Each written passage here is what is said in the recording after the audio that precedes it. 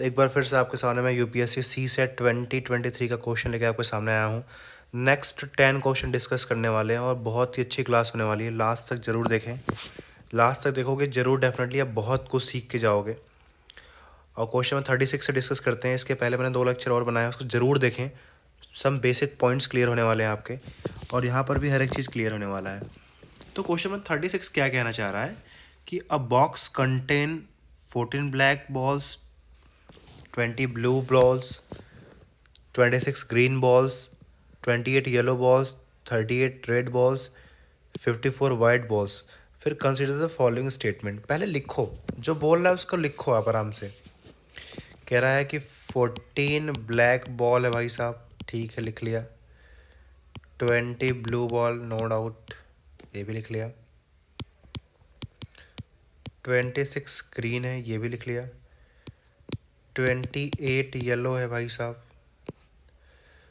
38 कितना है, red ball है। 54 कितना है, वाइट बॉल है। फिर कंसिडर द फॉलोइंग स्टेटमेंट। पहला स्टेटमेंट कर रहा है कि the smallest number N such that any N ball drawn from the box randomly must contain one full group of at least one colour is 175। मतलब इसमें से अगर आप इन सारे सारे बॉल में से एटलीस्ट एक बॉल निकालते हैं, ऐसा बोला ना, the smallest number N such that any N ball drawn, कोई भी बॉल निकालने से randomly must contain one full group, एक कोई ना कोई पूरा ग्रुप जरूर इन्वॉल्व होगा। बोला ना, at least one one one colour, मतलब एक कोई कलर पूरा जरूर इन्वॉल्व होगा, एक एक कलर। उसकी वैल्यू क्या आनी चाहिए, 175। तो क्वेश्चन का अप्रोच देखो। सपोज करो मैंने इसमें से 13 बॉल निकाले, इसमें से 19 बॉल निकाले, इसमें से 25 निकाले, इसमें से 27 निकाला, इसमें से 37 निकाला, इसमें से 53 निकाला। फ्रेंड्स, इसका सम करो, देखो टोटल कितना आ रहा है। तो देखो कितना आ रहा है, मैंने सारे में से एक एक बॉल को छोड़ा है। अगर इसका सम करने पर ये वैल्यू 175 मिल जाएगा, तब तो स्टेटमेंट गलत हो जाएगा, क्योंकि ये कह रहा है कि एक बॉल जो है, एक कलर का बॉल जो है पूरा पूरा फुल होना चाहिए। फुल उसको आप लोगे तभी ये 175 आएगा। करके देखते हैं। 9 + 3 कितना हो रहा है, 12। 12 + 5 कितना हो रहा है, 17। 17 + 7 कितना हो रहा है, 24। 24 + 7 कितना हो गया, 31। और 31 + 3 कितना हो गया, 34। तो 3 LCM में 3 कैरी किया यहाँ पे। तो 3 + 1 4, 4 5, 5 5 + 2 7, 7 + 2 9, 9 12, 12 और 5 कितना आ रहा है, 17। तो देखो अब 174 आ रहा है। एक एक बॉल को आपने छोड़ा है, तो ये तो कंफर्म श्योर है कि आपको इन सारे बॉल में से, इन सारे कलर के बॉल में से एक बॉल और लेनी पड़ेगी। जैसे ही एक बॉल किसी में से उठाओगे, सपोज दैट ब्लैक में से उठाया, तो पूरे पूरे 14 यूज हो जाएंगे। तो बिल्कुल सही कह रहा है कि वन फुल ग्रुप होना जरूर, at least one full group. At least का मतलब कम से कम एक ग्रुप तो होगा ही। तो +1 करेंगे तो 175 आएगा। एग्जैक्टली 100% ये करेक्ट स्टेटमेंट है। कोई डाउट हो कमेंट बॉक्स में जाए, वहाँ पे ज़रूर कमेंट करें, और जो भी डाउट हो ज़रूर पूछें एक बार। सेकेंड पॉइंट कह रहा है the smallest number m such that any m ball drawn from the box randomly must contain at least one ball of each colour is 167। अब सपोज करते हैं, मैं इसको रब कर रहा हूँ समझाने के लिए। देखो अब वही अगेन 14 ब्लैक, 14 ब्लू, सॉरी ये 20 ब्लू है, 26 green, 28 yellow, 38 red and 54 white. ये बॉल्स हैं आपके पास। बोल रहा है कि the smallest number m such that any m ball drawn from the box randomly must contain at least one ball of each colour is 167। कह रहा है कि आपको 167 तक पहुंचने के लिए इन सारे बॉल के कलर में से एक बॉल तो ज़रूर ही लेना पड़ेगा। एटलीस्ट मतलब कम से कम एक, ज़्यादा से ज़्यादा आप जितना लेना ले सकते हो।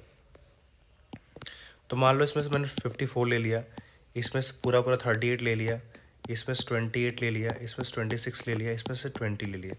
इतना करने पर सम कितना आ रहा है जरा करके देखो। 8 8 16 16 16 प्लस 6 22 22 प्लस 2 26 या इतना है। 2 2 कैरी आया, 2 2 4 4 2 6 6 2 8 8 प्लस 3 11 11 प्लस 5 16। तो कितना रहा 167। मैंने ब्लैक का भी एक भी बॉल नहीं लिया।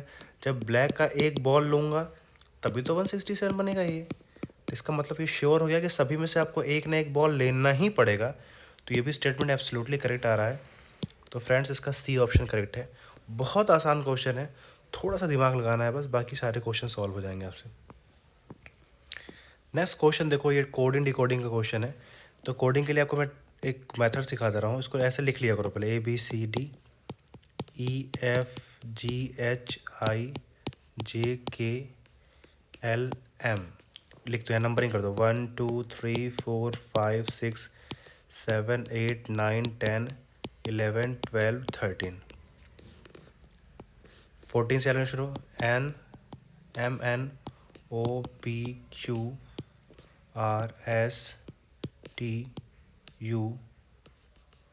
अगर आपको डाउट आ रहा है तो कैपिटल लेटर में लिख लो, कोई परेशान होने वाली बात नहीं है। NMNOPQRSTUVWXYZ। नंबरिंग कर दो यहाँ पे। 14 15 16 17 18 19 20 21 22 23 24 25 26। ये आपके नंबर है। बोल रहा है कि जीरो को ZERO को CHUR लिख सकते हैं। तो इसका रिलेशन इसके साथ देखो, इसका रिलेशन इसके साथ, इसके साथ। चला देखो, Z के बाद पहले ऐसे चलोगे आप, आपका मेथड क्या, पहले ऐसे चलोगे, फिर आपको ऐसे चलना है, फिर अगेन ऐसे चलना है, फिर ऐसे मूवमेंट करते रहोगे आप, मतलब क्लॉकवाइज। तो अगर आप बताओ Z को C लिख रहा है तो Z के बाद क्या है, A है, फिर B है, फिर C है, मतलब 3 नंबर बाद +3 इसमें ऐड किया गया।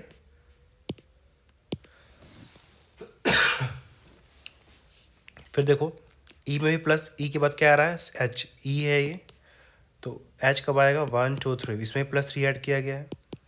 तो देखो कि सीक्वेंस बन गया, सब में +3 ऐड किया गया है। जैसे R में +3 ऐड करो, where is R, this is R, +3 add करो, मैं कलर चेंज करता हूँ, दिस इज़ R, 3 ऐड करो, 1 1 2 3, तो क्या आएगा T। सॉरी, इसमें 3 यहाँ से ऐड करेंगे, 1 2 एंड 3, ठीक है। तो ये U आया। O में 3 ऐड करो, O में 3 ऐड किया, P Q and R, this is R। तो आपसे पूछा क्या गया है, प्लेयर, PLAYER। इसमें +3 ऐड करोगे तो P के प्लेस पे क्या मिलेगा, P में +3 ऐड करो, वेयर इज़ P, साफ साफ दिख रहा है, दिस इज़ P। इसमें 3 ऐड करेंगे तो 1 2 3, क्या मिलने वाला आपको, S। L में +3 ऐड करो, L में +3 ऐड करो तो किधर है, देख पा रहे हो, ये देखो 1 2 3, ये O लिखा हुआ है, O। A में +3 ऐड करोगे तो क्या मिलेगा, D। Y में +3 करोगे तो ZAB। E में +3 ऐड करोगे तो FGH। और R में +3 ऐड करोगे तो फ्रेंड्स क्या मिलने वाला है, STU। तो देखो कहीं आपको ऐसा ना SODBHU, देखो SODBHU। तो बहुत आसान क्वेश्चन था, मैंने इसको कॉम्प्रिहेंसिव में से समझाया कि ऐसा कोई दूसरा क्वेश्चन भी आया तो आप इसको ऐसे बना के आराम से कर सकते हो। नेक्स्ट क्वेश्चन कह रहा है, ये रीजनिंग का क्वेश्चन है, बहुत ही आसान क्वेश्चन है। पहले लिख लो जो कह रहा है, A is older than B।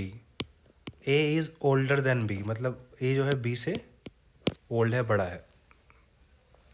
C and D are the same है, C और D का ये एज सेम है, ठीक है। E जो है यंगेस्ट है, ठीक है भाई, यंगेस्ट है। F जो कह रहा है, F is the younger than D, F जो है वो एंगर है D से। तो इसको ऐसे लिख लो ताकि और आपका क्लियर है। तो अगर D यंगर है तो C भी यंगर होगा, ऑब्वियस सी बात, क्योंकि इक्वल है। तो ये क्या है, F is younger than D। अगर F D से यंगर है, ध्यान समझना, ये तो ये बड़ा होगा किससे, एफ से, ऑब्वियस सी बात है, सी और डी दोनों बड़े होंगे बिकॉज डी और सी का रिलेशन क्या इक्वल है। और लास्ट क्या कह रहा है, F is older than A, F जो है वो किससे बड़ा है, ए से, अगर ए से बड़ा होगा तो बी से भी बड़ा होगा। रिलेशन कैसे पता चला, क्योंकि यहाँ से देखो ए हमेशा बी से बड़ा है। तो आप देखो कि इतना पूरा आपको पांचों में रिलेशन निकालने के लिए सारी सबकी ज़रूरत पड़ गई ना, पांचों स्टेटमेंट की।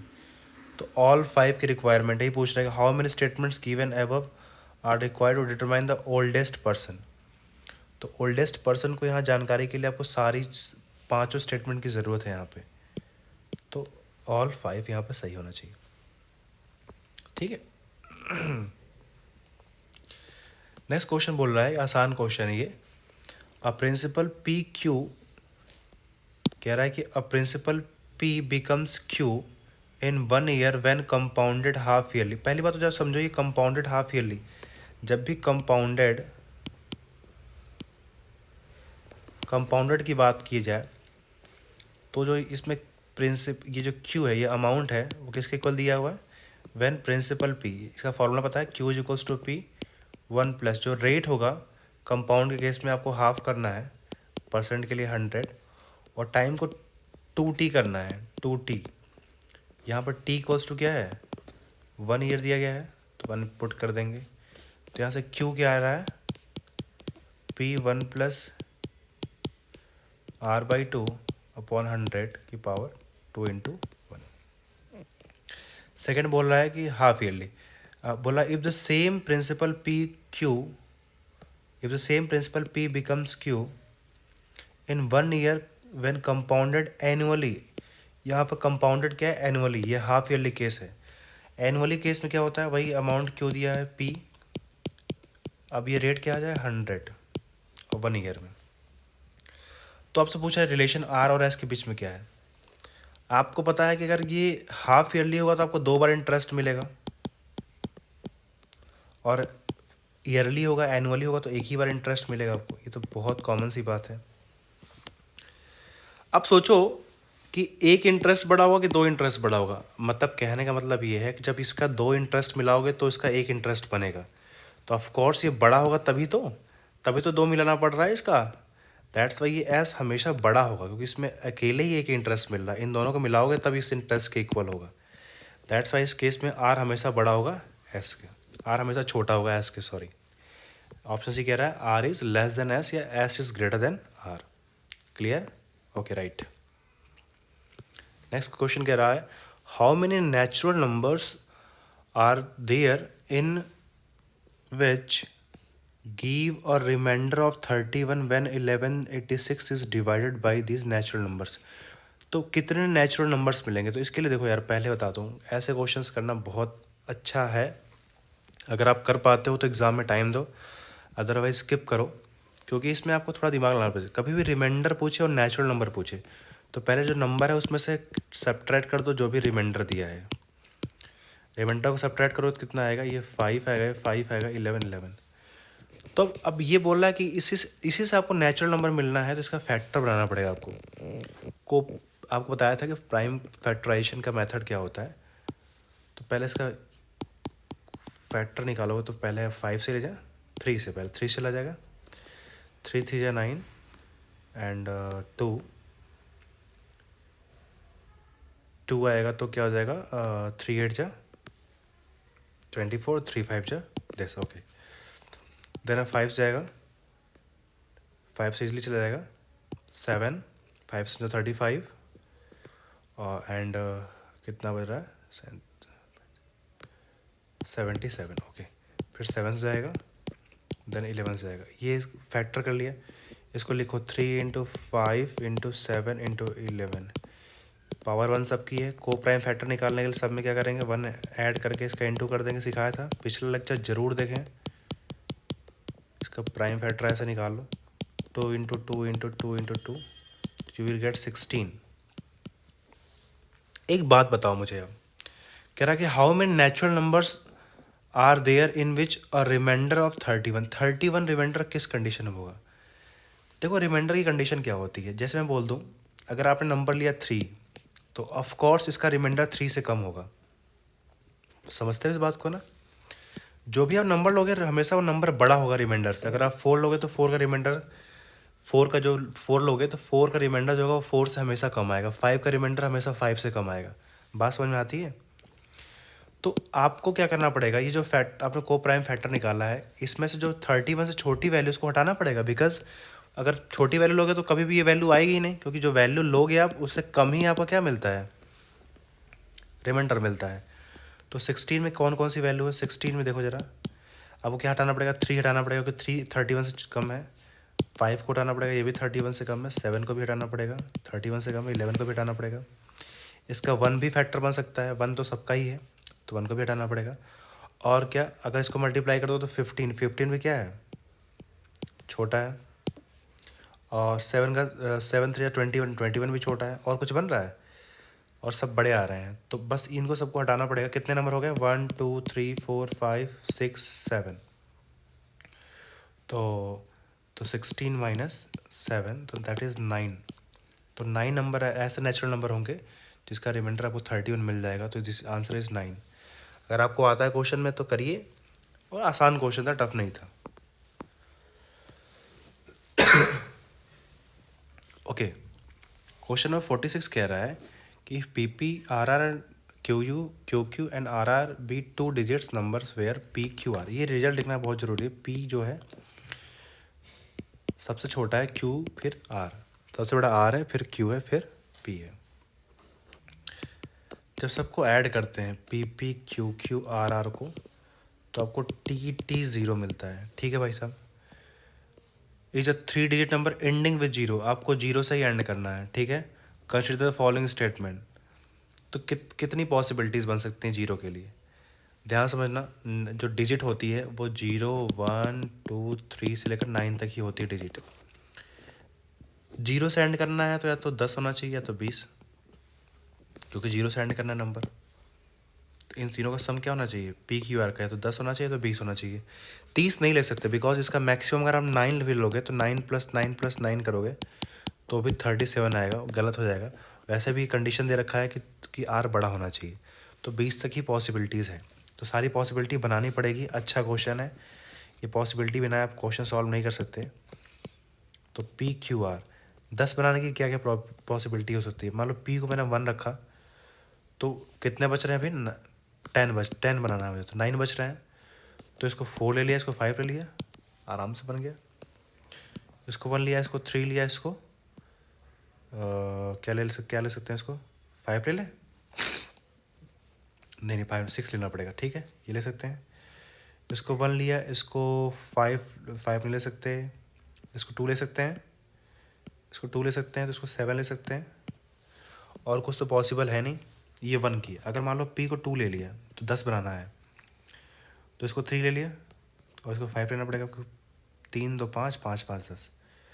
और कोई पॉसिबिलिटी? अगर 2 लिया 4 लिया तो 4 तो यहाँ ले सकते नहीं, क्योंकि आपको कहा गया है कि जो है ये ऑर्डर होना चाहिए।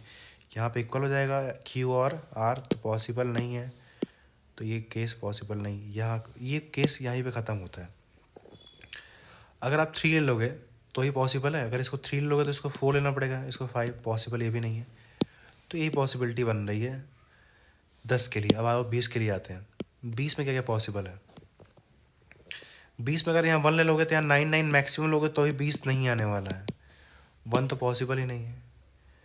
2 भी पॉसिबल नहीं है, बिकॉज 2 लोगे तो यहाँ 9 9 लेना पड़ेगा और दोनों इक्वल हो जाएंगे। दोनों इक्वल तो बोला नहीं, बोला है कि क्या है, आर हमेशा बड़ा होना चाहिए, ये भी गलत है।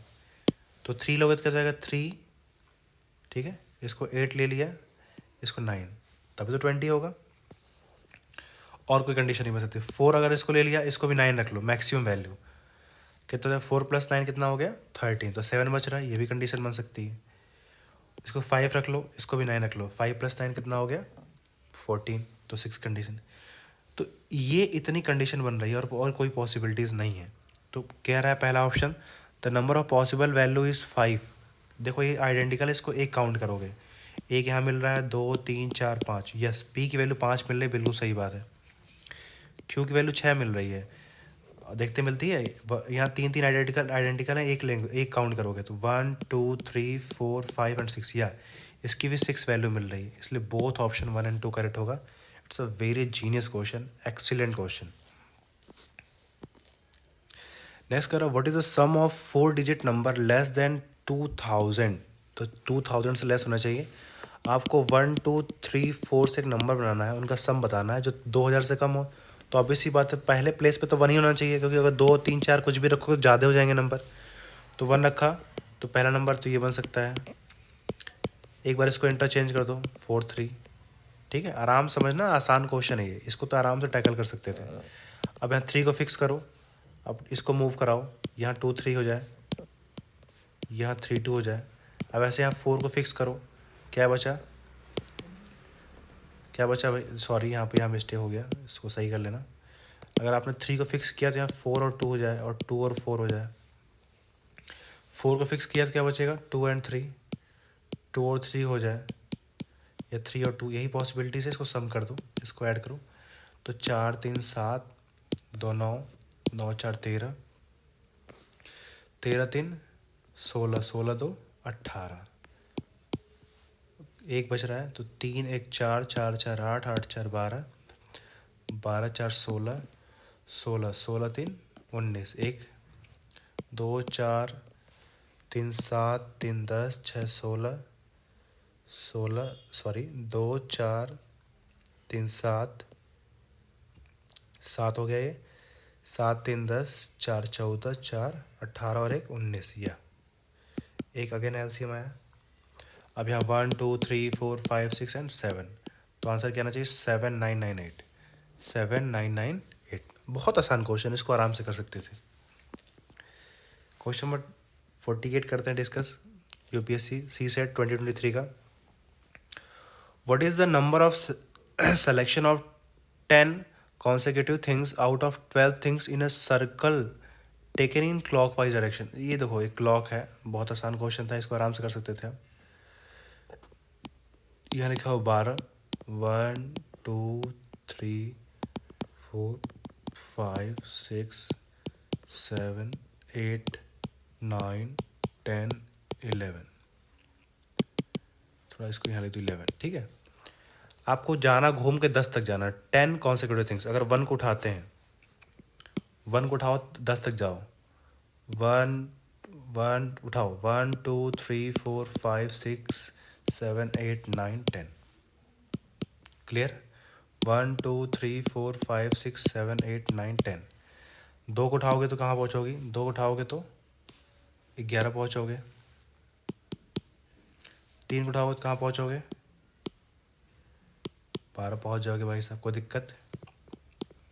4 को उठा के देखिए, 4 को उठाओगे तो कहाँ पहुँचोगे, अगेन 1 के पास पहुँचोगे।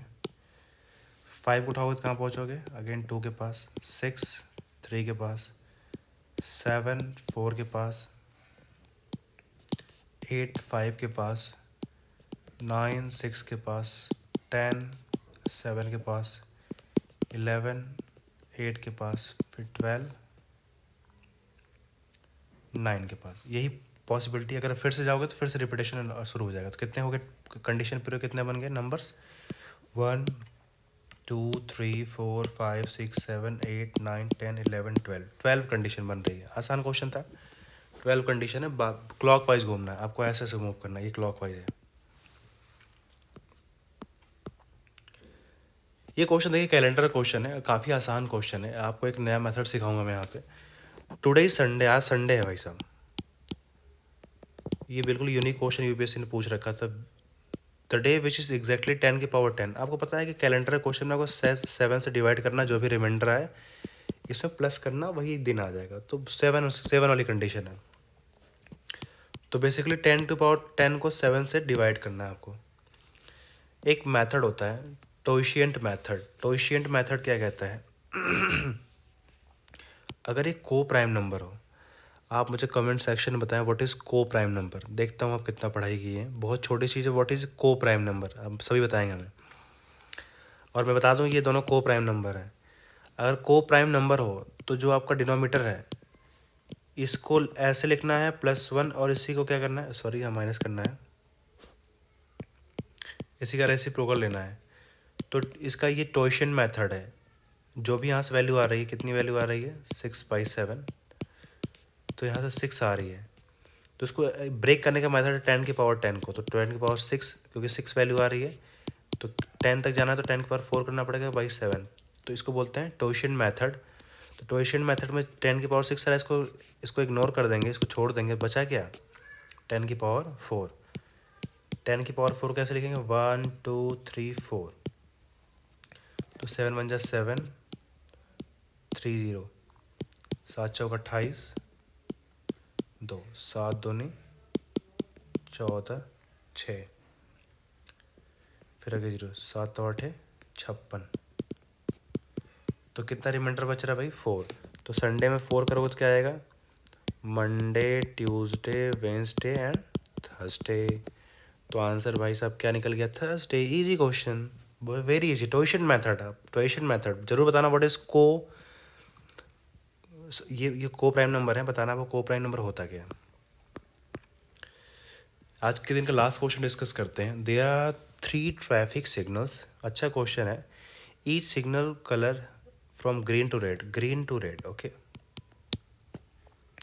Then from red to green. फिर 2 ही सिग्नल है, रेड टू ग्रीन और green to red and red to green, okay.